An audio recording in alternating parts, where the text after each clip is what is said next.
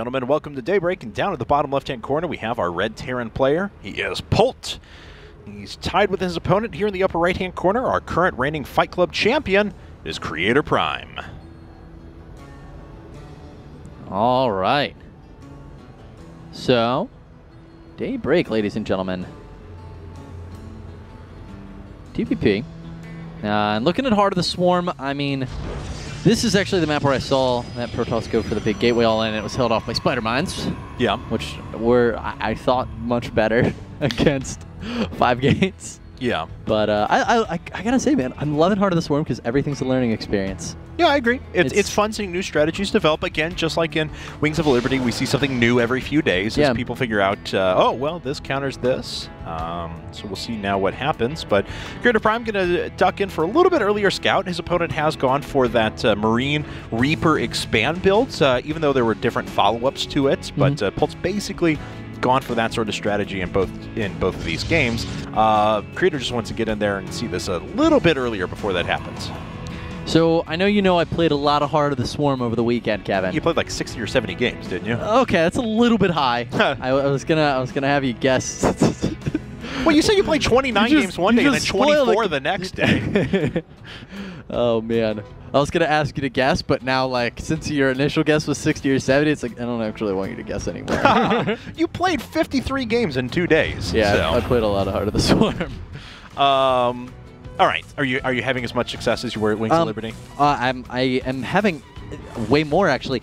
The Swarm Host is one of the most fun units. I'm having so much more fun playing late game Zerg than I've ever had playing Wings of Liberty. The amount of micro that is involved in using these units correctly, like for instance, Swarm Host, you should never let 2 volleys of Locusts go off without burrowing and unburrowing your Swarm Host. Sure. Like, there's no reason not to hit from a different angle. You send in a wave of Locusts, okay, your opponent's going to prepare a concave, set up his units as well as possible. So you should always, like, unburrow and hit from a slightly different angle or something, or, have them burrowed in alternate cycles or something. You always just want to mix it up. So I've been having, like, an absurd amount of fun with, and then the late game compositions, are insanely complex. You've got Roach, Hydra, Swarm Host, Corruptor, Infestor is my typical ZVP late game scenario. Sure. Which is ridiculous. Are you kidding me? It's so absurd. Versus like normally I just have Broodlords and Infestors and a couple miscellaneous ground units that all they're meant to do is stand there. It's so much fun controlling all these units. Well, a glowing endorsement of Heart of the Swarm from Kibbles. I'm having so much fun, man. That's why I came in. I came by actually. You at a LAN party. Yeah. You were hanging out, playing Diablo, playing a bunch of games with everybody. Yes, we were. I came by to say hi. I thought it was like 7 o'clock. Trevor's looking at me like he's doing the dishes, getting ready to go to bed. He's looking at me like, why are you here? And I look at the clock. I see it's 12:45. I'm like, what? Yeah, we've been playing quite a few games recently. Talking too much about how much I enjoy this game. I'm sorry. Looking forward. Yeah, no, I'm definitely looking forward to it. Creator, though, has done something significantly different than the past couple of games. Mothership Core coming online right now, but he's decided to go for double gas before expanded. He's actually banking quite a bit of gas at this stage of the game. Whether that preempts some sort of a Twilight Council, we'll find out. Polt, of course, has done the exact same thing as he did in game number 1, almost to a T. Decided to go for that Marine Reaper expand again, following this up with a factory before we get any add-ons. And then what we saw from there, if this is the same thing that happens in the first game, 2 Widow Mines, Starport, Reactor constructed all at about the same time, 2 Widow Mine drop, and defend up at the front with any of the Reactor Widow Mines that pop up after that. Yeah, well, definitely. It looks exactly like what we saw in Atlas. That Starport should go down any second. I'm really surprised here out of the build from Creator. I want to mention, was watching State of the Game, of course, with the recent HOTS discussion. And one of the things QXC was saying is the quickest mothership you can possibly get out, which everybody, Artosis was like, you never do this. The quickest mothership is 5 minutes. Yep. We just saw a 5:03 mothership. So Creator Prime rushed this mothership out as quickly as possible. He even chrono boosted it, and then he just stood here with it. So I'm really wondering what he's going for. I think he wants to wait for it to accrue energy, so he has enough for either 2 time warps or a time warp and a bunch of shots. or a mother, a mass recall, excuse me. Oh, could really very well.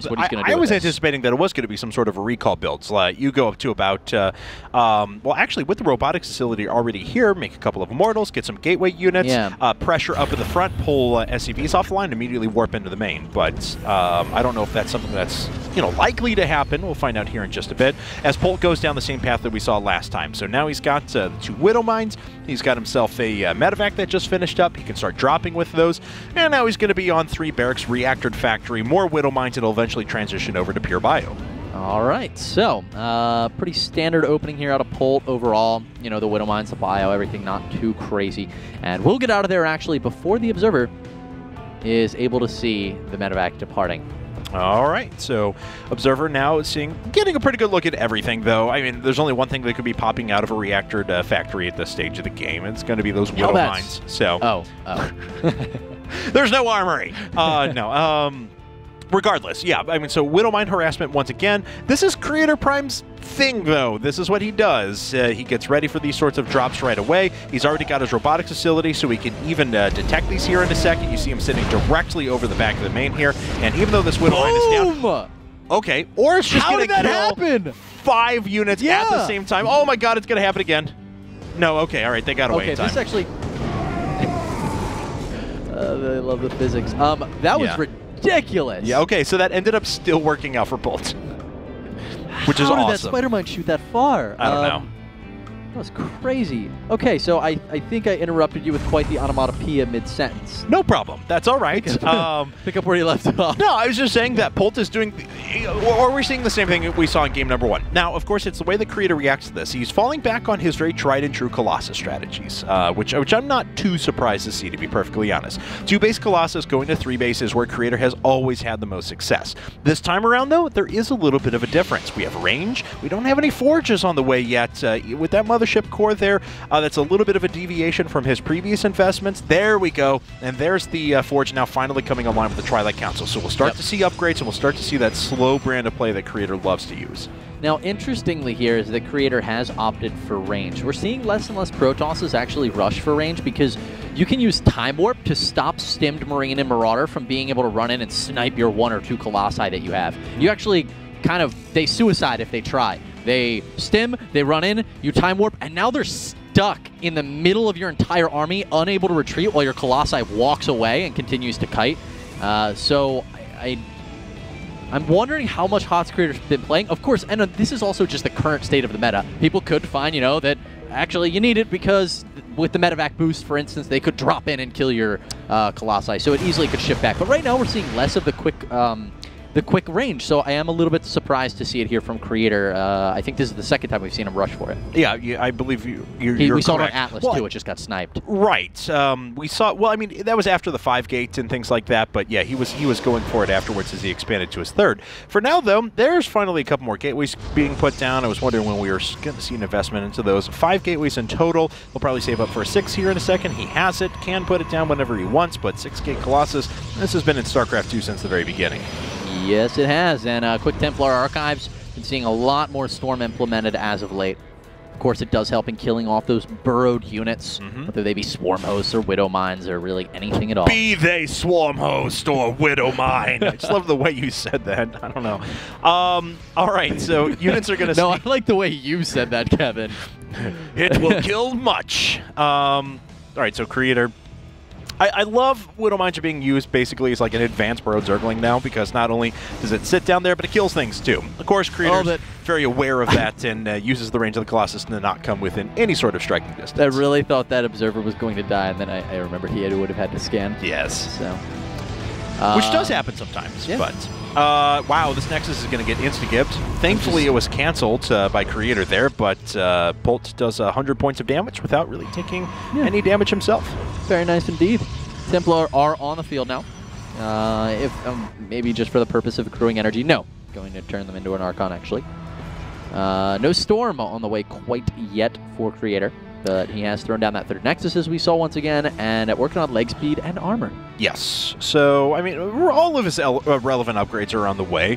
I wish he'd fall back into that double forge that we saw so much from him in Wings of Liberty, because it still has a lot of uses here. And that was one big disadvantage he carried through the final engagements of the game on Atlas, said he wasn't ever really able to rally any sort of support, because even against smaller groups of units, he was just being overrun by their DPS.